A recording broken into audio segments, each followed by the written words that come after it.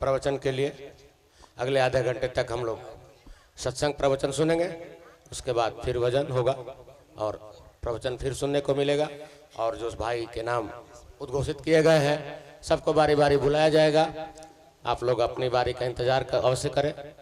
और ये लाइट वाले भाई से आग्रह है कि थोड़ा लाइट को पूरब की ओर मोड़ने का कष्ट करेंगे। अगर हमारी आवाज़ सुन रहे हो तो जो मंदिर के पास कुटी आश्रम के सामने जो लाइट लगी हुई है उसको थोड़ा पूरब की ओर घुमावे तो अच्छा रहेगा। राम राम। और जनरेटर का वोल्टेज थोड़ा कम आ रहा है। व्यवस्था में लगे हुए लोगों से आग्रह है कि थोड़ा एक और जनरेटर चालू करावे ताकि बाजा और टीवी वाले भाई को, कैमरा वाले भाई को पूरा वोल्ट मिल सके, जिससे उनका यंत्र ठीक से काम करे। इसलिए आग्रह है कि एक और जनरेटर चालू किया जाए और कार्यक्रम को सुचारू रूप से चलाया जाए। राम राम। बोलिए सतगुरु महाराज की जय जय। सतराम बाबा की जय जय जय। सतलोक धाम की जय जय जय। बंदो सतगुरु चरण, बंदो सतगुरु चरण, बिनवो बारंबार, करहु कृपा निज शरण लखी, जन जगदीश पुकार। कर्म भक्ति नहीं ज्ञान है, कर्म भक्ति नहीं ज्ञान है, नहीं विद्या नहीं योग। करुणा मैं करुणा करहूँ, आधि व्याधि छूटे रोग। सत्य सुकृत मुनीन्द्र तुही, सत्य सुकृत मुनीन्द्र तुही, करुणा सिंधु कबीर। हिंदू के सतगुरु तुही, मुसलमान के पीर। बार बार बर मांगी हो, बार बार बर मांगी हो, मन इच्छा न फसाए। सत्य नाम सुमिरन करूं, निस दिन सुरत लगाए। शरण सत्य गुरु बंदो निस दिन, सत्य राम गुण गाऊं। लोक वेद अरु संत गुप्त मत, दर्जाचार जनाऊं। नहीं विद्या नहीं पिंगल जानू, नहीं विद्या नहीं पिंगल जानो, नहीं व्याकरण ज्ञाना। पढ़ा न 9 6 4 18, सिर्फ राम गुण गाना। बिना सत्य गुरु बिना पारखी, सत्य नाम नहीं जाने। जन जगदीश शीस करु अर्पण, बिनु जाने नहीं माने। बोलिए सतगुरु महाराज की जय जय जय। आज सतगुरु पूजा के अवसर पर बहुत दूर दूर से गुरु भाई लोग और आम जनता भी सब लोग आइल बा। गुरु पूजा के विषय में 8 गुरु के बारे में रउआ सुननी है। जौना के 4 गुरु के लोकमति, वेदमति, संतमति, गुप्तमति, 4 दर्जा के गुरु के छांट करके महाराज जी जो दर्जा में बतावना के बतौले बानी, वहाँ के एक पद के हम भाष्य करे। काहे कि वहाँ के पद में बना देले बानी कि 4 गो गुरु के हो, ओकर ड्यूटी का बा, का बतावेला, ये पद में मिली। गुरु हैं 4 प्रकार के, अपने अपने ढंग। 4 तरीका के गुरु बड़े अपना अपना ढंग से भजन सुमिरन अपना शिष्य से करावे ले। लेकिन गुरु पारखी दीपक गुरु मलयागिरी गुरु हिंग। पारखी गुरु, दीपक गुरु, मलयागिरी गुरु और भृंग गुरु, 4 तरीका के गुरु के बारे में दरिया साहब जी, कबीर साहब जी, सब संत लोग कहले बा। और महाराज जी 4 गुरु के व्याख्या कहले बानी अपना पद में। जगत में गुरु है 4 प्रकार, जगत में गुरु है 4 प्रकार,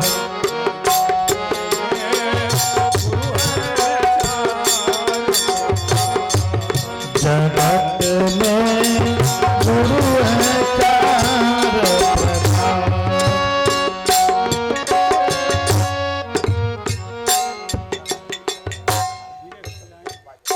कबीर साहब जी के 8 गुरु के बारे में जो वहाँ के भाष्य कैले बानी, महाराज जी ओकर नाम भी ना लेनी, कहीं वहाँ के ग्रंथ में नहीं थे। लेकिन लोक मर्यादा में माता पिता सबके माने के बा। कुछ शिकायत तो ई बा कि जे सतराम पंथ में बहुत लोग के ऐसा शिकायत होता कि माता पिता के ना मानेला। तो माता पिता के रुआ प्रथम गुरु सुनबे के नहीं माने के चाही। और सतराम बाबा ये 4 गुरु के भाष्य के ले बानी। जगत में गुरु है 4 प्रकार, जगत में गुरु है 4 प्रकार, संगत का फल आवत प्राणी, जग में सार संगत का फल पावत प्राणी, सारे सार प्रकार। संगत का फल पावत प्राणी, जग में सारे असार। संगत का फल पावत प्राणी, सारे सार संसार। जगत में गुरु है 4 प्रकार, जगत में गुरु है 4 प्रकार। भजन एक से काल गायक सब पुछल बा मंच पर, राम राम। लेकिन थोड़ा आकर भाष्य सुनी। संगत का फल पावत प्राणी, चोर के अगर संगत रहुआ करे चोर हो जाए, बेईमान के संगत करे तो बेईमान हो जाए, गवैया के संगत करे तो गवैया हो जाए, और रहुआ संत के संग करे तो संत हो जाए। संगत के फल पावत प्राणी, जग में सारे असार। असार माने गंदा संगत करे तो गंदा बात रुआ मिली। असार कब मिली? जब संत के संगत करे तो सार बात मिली। तो सतराम बाबा कहता नहीं कि संगत का फल पावत प्राणी, जग में सारे असार। जगत में गुरु हैं 4 प्रकार। आगे वहां की कहानी, लोक वेद अरु संत गुप्त मत कर जाति।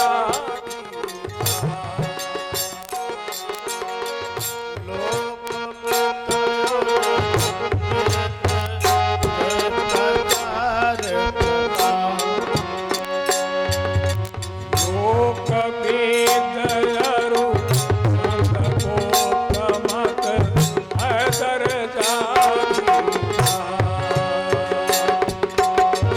लोक वेद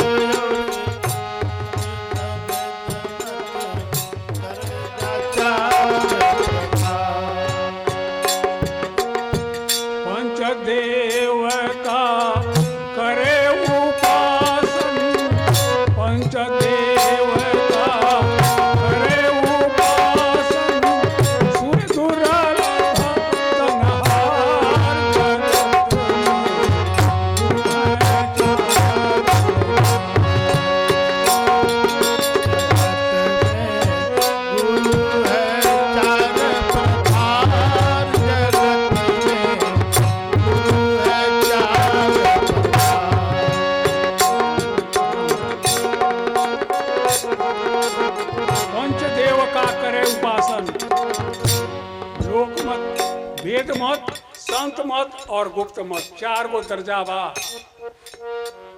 अब लोकमति के गुरु का लगे रुआ जाए तो पंचदेव ईश्वर उपासना करे के रुआ मिली। यह शिव जी के, दुर्गा जी के, विष्णु भगवान के, सूर्य नारायण के और गणेश जी के। 5 में केहू एक के अपन इष्ट मान करके रुआ ओकर उपासना करे तो ओकरा लोक में जाए। लेकिन सतराम बाबा का कहता नहीं, ये आदमी पंच देवता के उपासना करेला तो सूर दुर्लभ तनहार, देवता के दुर्लभ ही मनुष्य शरीर मिलल बा। इस शरीर खातिर देवता लोग तरसता कि मनुष्य शरीर हमरा मिलो। देवन यह जाचत जब मन माही, मानुष हो भवसागर तर जाही। देवता लोग याचना करता भगवान से कि हे भगवान मनुष्य जोनी मिल जाओ कि हमनी के सुमिरन भजन कह करके आवागमन के चक्कर से छुटकारा हो जाओ। लेकिन जे आदमी पंचदेव ईश्वर उपासना में अपन मनुष्य जोनी के बर्बाद कर दी हल, वो हार गई, संसार से हार के चल गई। फिर कुत्ता सियार और पशु पक्षी कीटादि जोनी में ओकर जन्म हुई, ओकर आवागमन ना छूटी। जे पंचदेव ईश्वर उपासना करे वाला गुरु बा, यही 5 में एक एक केहू के बताई। अरे कुछ आदमी तो कहेले कि खान पान अगर ना छोड़े के होके तो शिव जी का मंत्र ले ली, दुर्गा जी का मंत्र ले ली। इ पर लोग के चस्का बा कि भाई खानों पर ना छोड़े के पड़ी हमार मुक्ति हो जाए। लेकिन ये एकरा के भूल जाई, मुक्ति कभी ना होई। आगे वहां के बताऊनी कि वेदमती बा, तो वेदमती के गुरु, लोकमती के गुरु तो पंचदेव ईश्वर उपासना बतावे ले, लेकिन वेदमती के गुरु, वेदमती के जे गुरु बा वो निर्गुण सरगुण के बारे में बतावेला। 18 पुराण के सिद्धांत बा, पंचदेव ईश्वर उपासना ओकर सार बा। लेकिन पंचदेव ईश्वर उपासना 18 पुराण के जे करते रह गईल वो हार गईल। लेकिन 18 पुराण में सार सीताराम जप बा, सीताराम जौन के वैष्णव लोग जपेला। तो लोकमती में ये 18 पुराण के सिद्धांत बा, और वेदमती में आगे भजन में बा, जगत में गुरु है चार प्रकार, जगत में गुरु है चार प्रकार।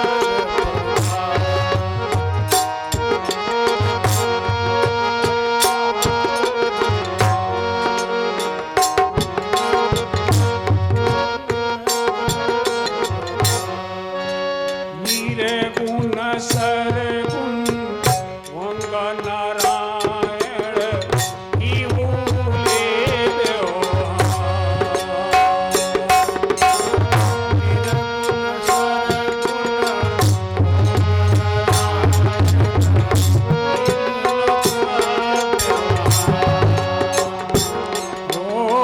निर्गुण सरगुण वंग नारायण ही भूले।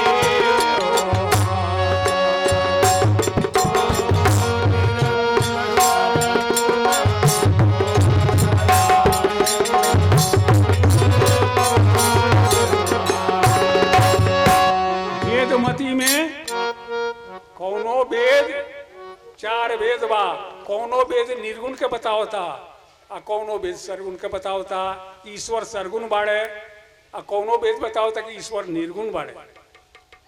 तो कोई धावे, साहब जी कहनी, कोई धावे निराकार को, कोई धावे सकार। कुछ लोग भगवान निर्गुणे के मान करके धा रहल बा, आ कुछ आदमी ये समझता कि निर्गुण ब्रह्म तो सरगुण रूप में राम कृष्ण के रूप में आईनी, तो ये असल बा, ये सामने बा, ये फोटो बा ओके, तो उन्हें धा रहल बा। लेकिन साहेब जी दोनों के खंडन कहनी। वहाँ के कहनी कि कोई धावे निराकार को और कोई धावे सकार। अब वो तो रहे दोनों से न्यारा, बूझे बूझनहार। असली जे मालिक बा उ भव सागर से पार बानी वहाँ के, जौना के सतराम बाबा अपना ग्रंथ में लिखता नहीं कि हंसा साहिब है बड़ी दूर। हंसा माने हंस शरीर बा, तो वह हंस शरीर के जे हंस शरीर में बा ओकरा से वहाँ के कहता नहीं कि हंसा साहिब है बड़ी दूर। साहिब माने पार ब्रह्म जी बड़ी दूर बानी। तो देखी तो निर्गुण सरगुण, निर्गुणे ब्रह्म सरगुण रूप में गो ब्राह्मण सुर संत हित लीन मनुज अवतार। गाय और ब्राह्मण संत देवता के लिए जब जब हो ही धर्म की हानि, बाढ़े असुर धम अभिमानी, तब तब राम मनुज तन धरही, अभक्त हेतु लीला बहु करही। जब जब धर्म पर बाधा आवेला, असुर विचार के लोग जब धर्मात्मा आदमी के, संत के, पृथ्वी के, गाय के जब दुख देवे लागेले, तब अवतार वह निर्गुण ब्रह्म सरगुण रूप में आईले। सूरदास जी कहता नहीं कि अचरज एक देखना ए भाई, आ निर्गुण ब्रह्म सगुण बनी आई, आ सो जसोदा जी गोद खिलाई। यह आश्चर्य बा कि निर्गुण ब्रह्म समयानुसार सरगुण रूप में आ गई नी और जसोदा जी गोद खिलौली। यह निर्गुण सरगुण वंग नारायण, वंग निराकार ज्योति के कह जाला। इस शरीर में निराकार ज्योति बा वह वंग है। तो जे आदमी निर्गुण के उपासना करता वंग जपेला, आ जे सरगुण के करेला वो राम कृष्ण जपेला। तो निर्गुण सरगुण वंग नारायण, वंग नारायण कहीं सरगुण रूप नारायण हो जो कि हमेशा रहेला, लेकिन निर्गुण रूप जौन बा तो इस शरीर में बा निराकार ज्योति, और वह राम कृष्ण रूप में अवतार लेकर के अब वहां के आइले, निर्गुण ब्रह्म सरगुण रूप में आइले। तो सतराम बाबा कहता नहीं कि निर्गुण सरगुण वंग नारायण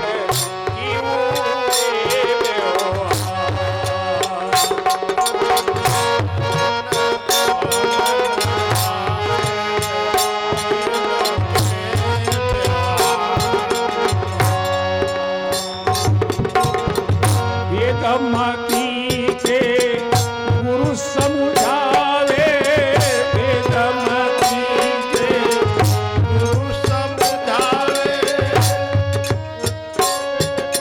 नहीं गर्भे छुटकार जगत में, गुरु है चार प्रकार। नहीं करब है हार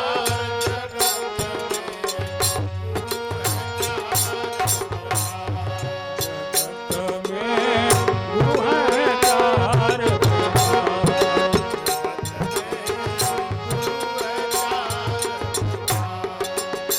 ये वेदमती के गुरु बा निर्गुण और सरगुण के बारे में समझावेला। वैसे गर्भ से छुटकारा ना होई, बैकुंठ में सरगुण के उपासना करी तो बैकुंठ में जाई, आ ज्योति निराकार ज्योति के करी तो ज्योति लोक में जाई, फिर आवागमन होकर छुटी ना, फिर माता के गर्भ में 84 लाख जोनी में ओकरा भ्रमण करे के पड़ी। ई रुआ विधान बा। तो जे वेदमती के गुरु बा और ओकर जे आदमी अनुयायी बा उ समझ गइल बा कि ऐसे हमार मुक्ति हो जाई हमेशा खातिर, लेकिन हमेशा खातिर ना होई।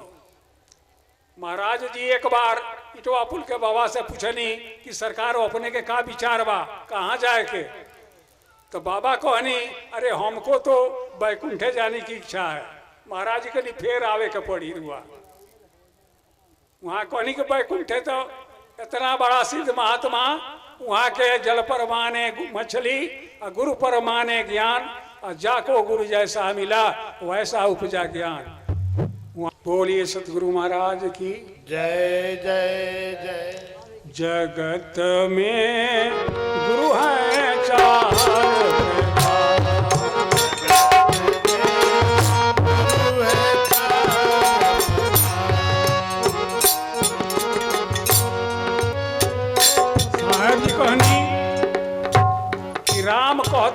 घींच ले जाई, और राम कहत बैकुंठे जाई। राम राम कही तो बैकुंठ में जाई, लेकिन फिर जम होकरा के घींच ले जाई। तुलसीदास जी कहनी कि राम कहत बैकुंठ सुख, राम नरक के खान, ताते तुलसी उर समझी, करिए नाम पहचान। राम राम कहे बैकुंठ में जाए, बैकुंठ भी विषय के सुख हो, स्वर्ग विषय के सुख हो, स्वर्ग ले ज्यादा विषय के सुख बैकुंठ में बा। यहाँ से विषय के सुख रुआ 1000 गुना स्वर्ग में बा, और स्वर्ग से 1000 गुना विषय के सुख बैकुंठ में बा। तो राम राम कहे बैकुंठ में जाए, लेकिन फिर वो 84 लाख जोनी में आवे के पड़ी। तुलसीदास जी कहनी कि राम कहत बैकुंठ सुख, और राम नरक के खान। नरक के खान माता के गर्भ हो। रुआ जब रुआ स्टेशन पर जब कोयला गिरेला तो सब चल जाला, सब बिक्री हो जाला, कोई रहेला ना, माल गोदाम तर जन गिरेला। लेकिन झरिया बोकारो धनबाद के आज तक उ खान के पता ना लगल कि कितना कोयला बा। वो लेकिन आज जब महाराज के यहाँ जो नरक बा 33 ठो, ओकर हद हो जाई, भोग लेब खत्म हो जाई। लेकिन माता के गर्भ जौन बा ई कुंभी पाक नरक हो। ये कुंभी पाक नरक से छुटकारा ना होई। इमे जीव बार बार आई और बार बार कष्ट भोगी, दुख भोगी। आगे भजन में बा, श्वेत संत मत, श्वेत संत वेदांत कहावत, सोहंग सत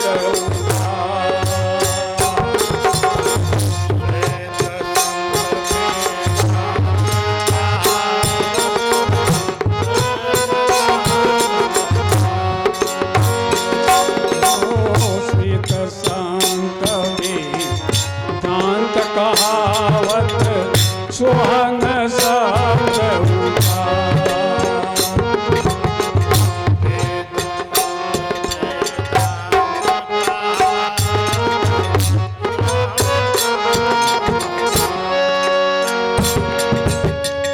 आवागमन सदा नहीं छूटे,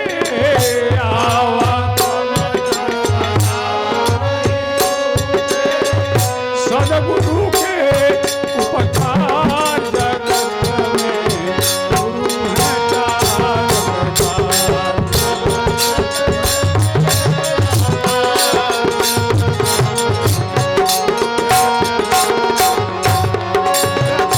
में गुरु है चार प्रकार, गुरु है चार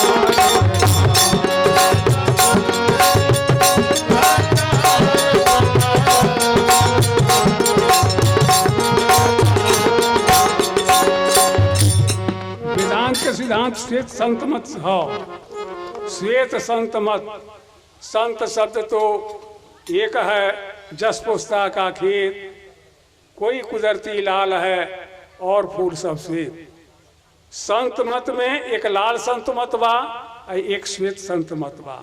श्वेत संत मत वेदांत के सिद्धांत हो, 14 उपनिषद के सिद्धांत हो। और लाल संत मत ई सतराम बाबा, लाल संत मत के यहाँ के गुरु होवी, यही गुप्त मती हो, यही के नाम गुप्त मती हो। चार मती बा, लोक मत, वेद मत, संत मत और गुप्त मत। ये गुप्त मती हो। तो गुप्त मती की बात है, गुप्ते करो बखान, सबका साहिब एक है, एक एक का करो ध्यान। गुप्ते बखान करे कबा रुआ, जे आदमी लोकमती के बात नहीं जानत, ओकरा के रुआ गुप्तमती के बात कहे लगी हैं, तरा और गलती बा।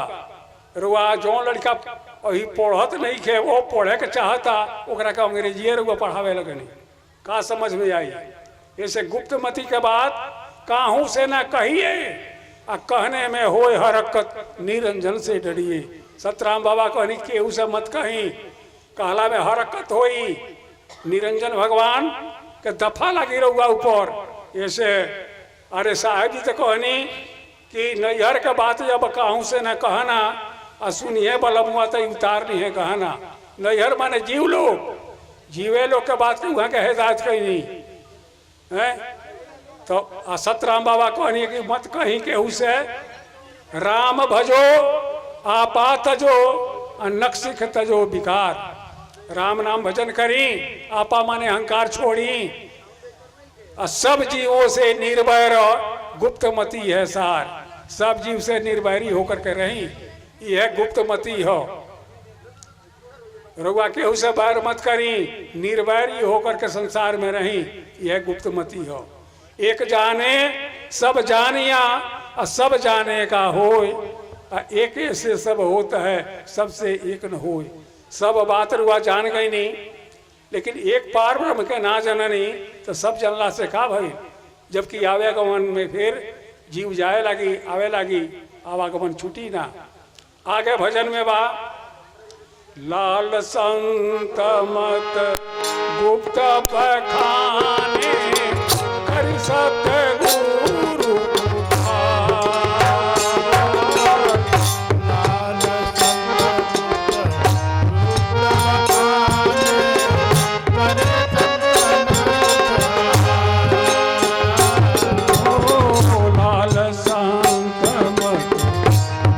बखाने कर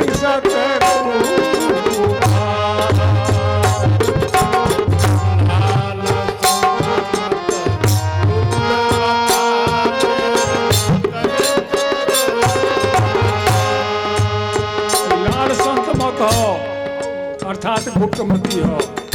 यही के सतगुरु चारों युग में आकर के, सतयुग में सत सुकृत नाम से, त्रेता में मुनिंद्र नाम से, द्वापर में करुणामय नाम से, और कलयुग में कबीर नाम से आके बतौले बानी।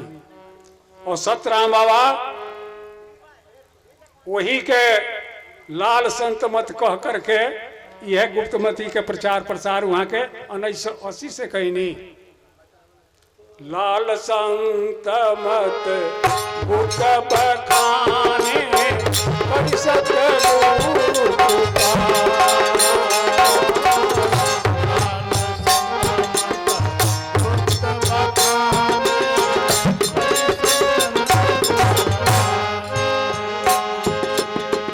जन्म मरण कब ना होवे, बूझ बूझनिहार जगत में गुरु है चार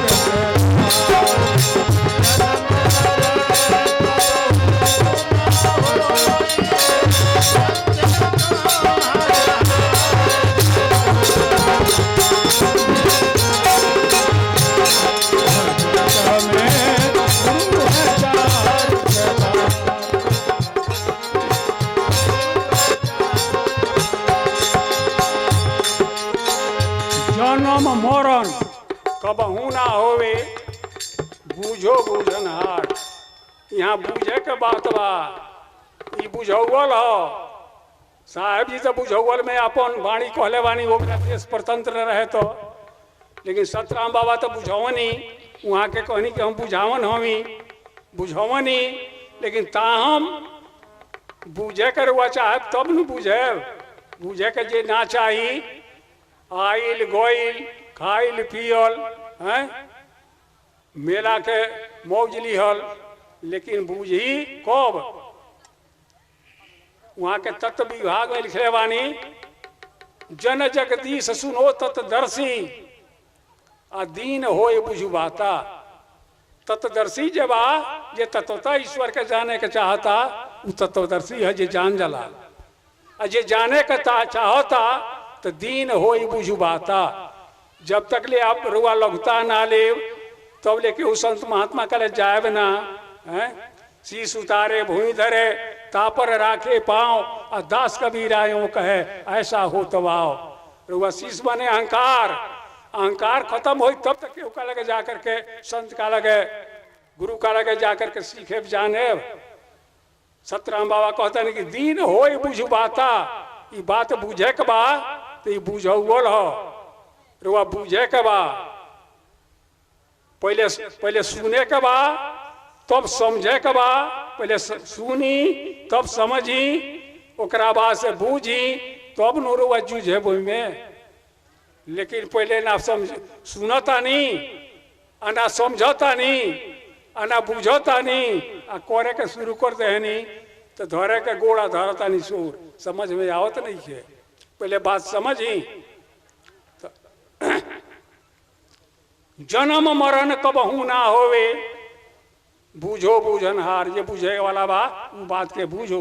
आगे भजन में बा, जगत में गुरु हैं चार प्रकार,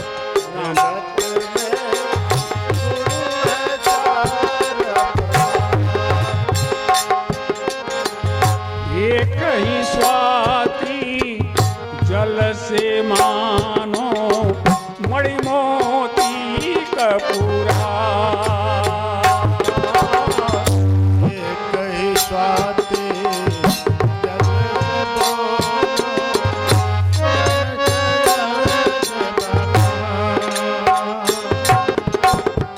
एक ही स्वाति जल से मानो मणि मोती कपूरा, एक ही स्वाति जल से मानो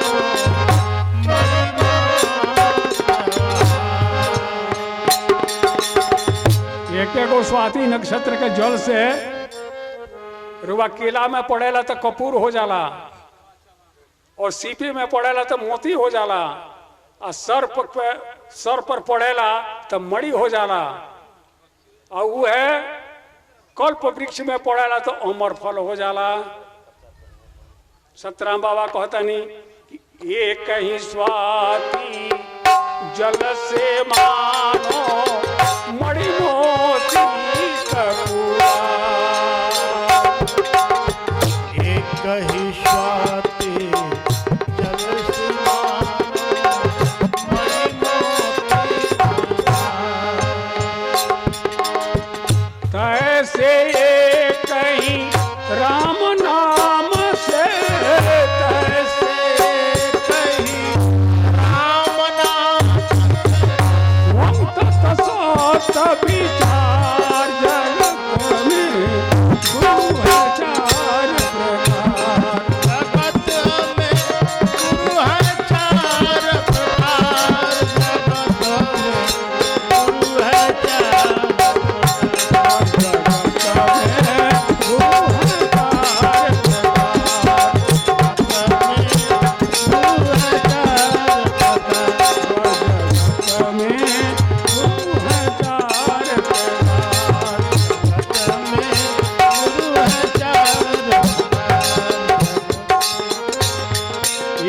स्वाति जल से मानो मणि मोती कपूरार, तैसे एक ही राम नाम से वंग तत्व सत्य विचार। एक राम नाम से वंग बनलवा, तत्व बनलवा और सत्य बनलवा 1.5 अक्षर।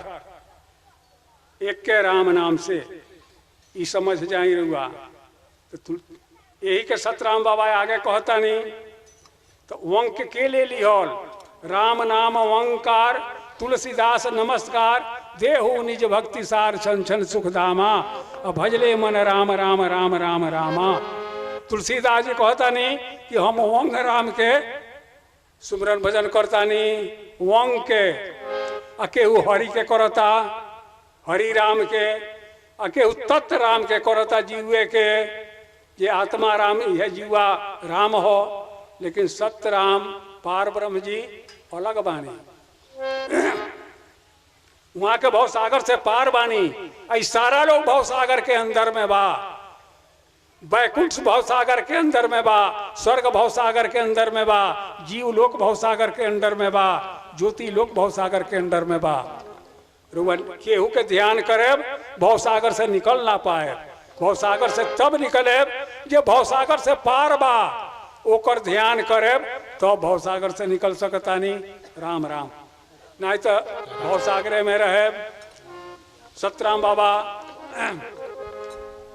क्या जमुना के जल गंगा के जल समुद्र के जल कौनो जलुक निके ना पिए सन चातक चिड़िया।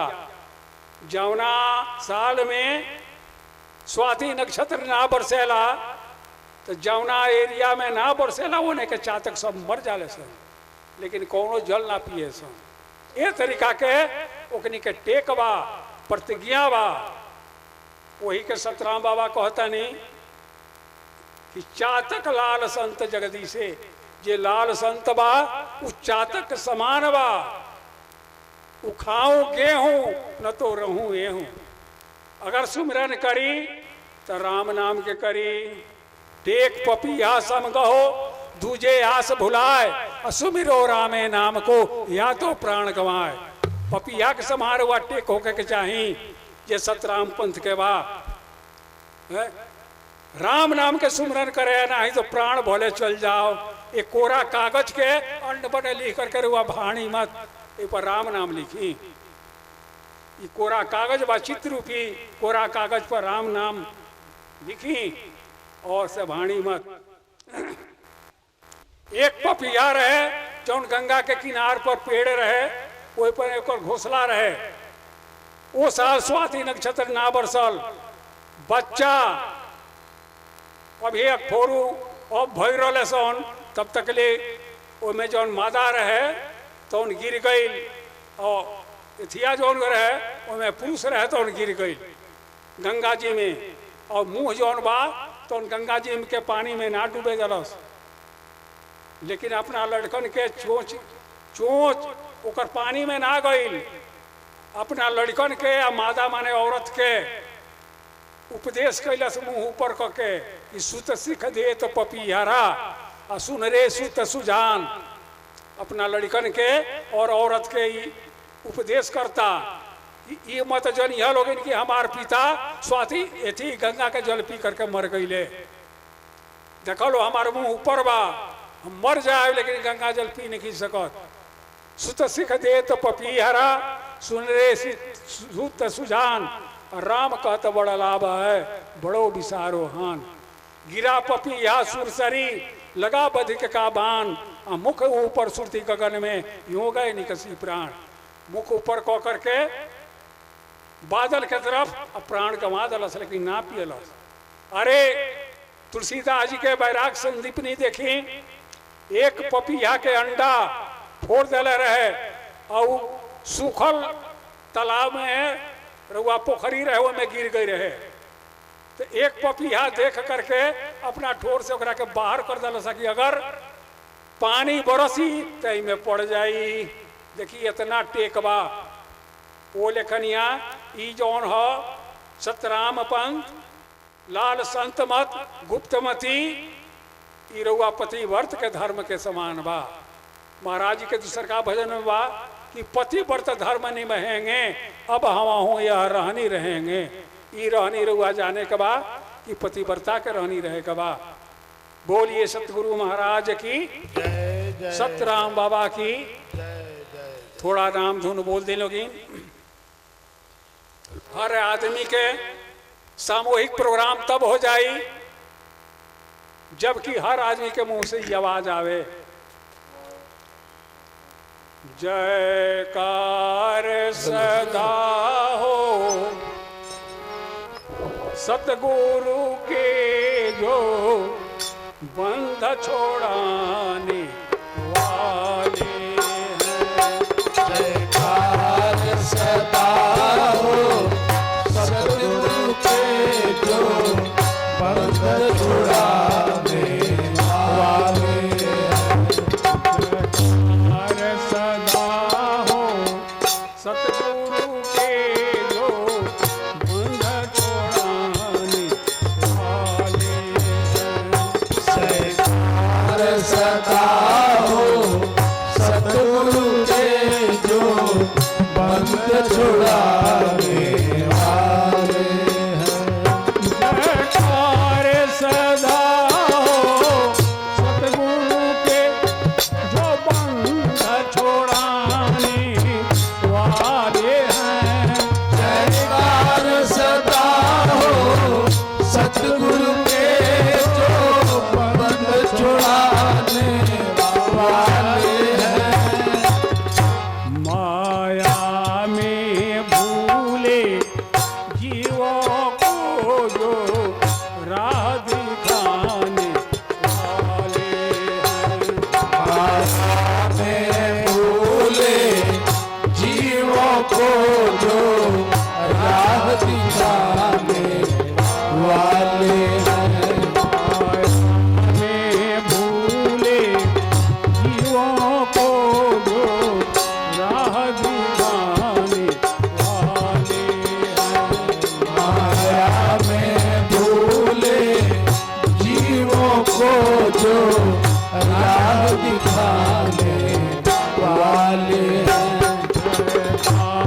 सदा हो सतगुरु के जो बंध छोड़ाने वाले जयकार सदा हो सतगुरु के जो बंध छुड़ाने वाले हैं।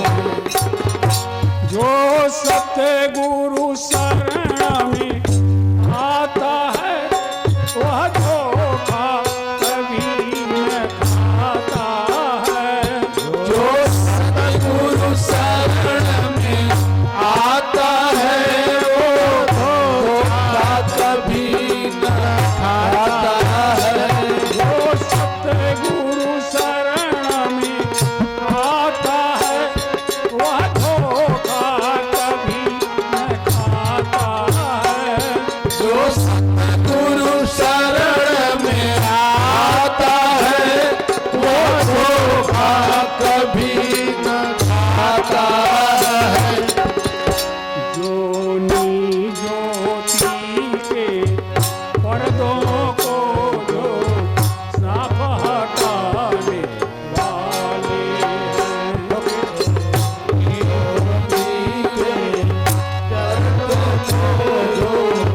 साथ हटाने वाले ज्योति के पर्दों को जो साफ हटाने वाले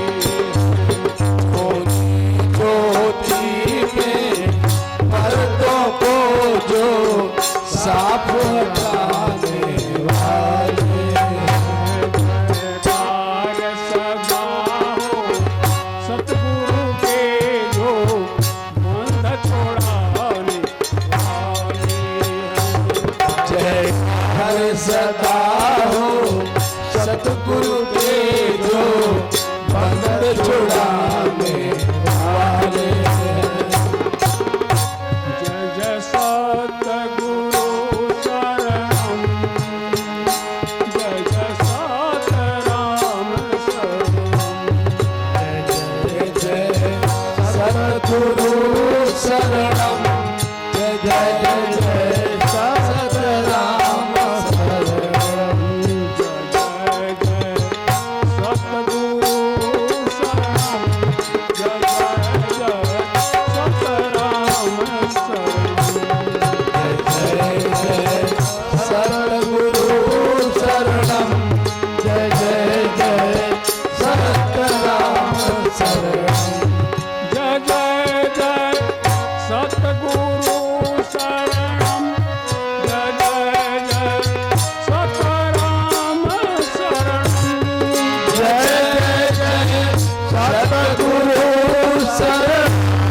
जय जय जय सतराम शरणम जय जय सतगुरु शरण जय जय जय सतराम शरण जय जय जय सतगुरु शरणम जय जय सतराम शरणम जय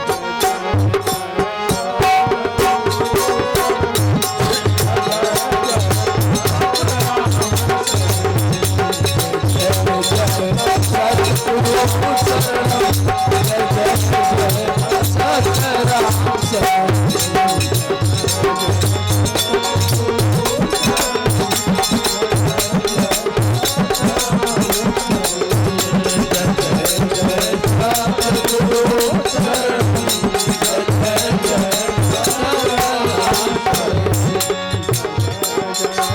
शरण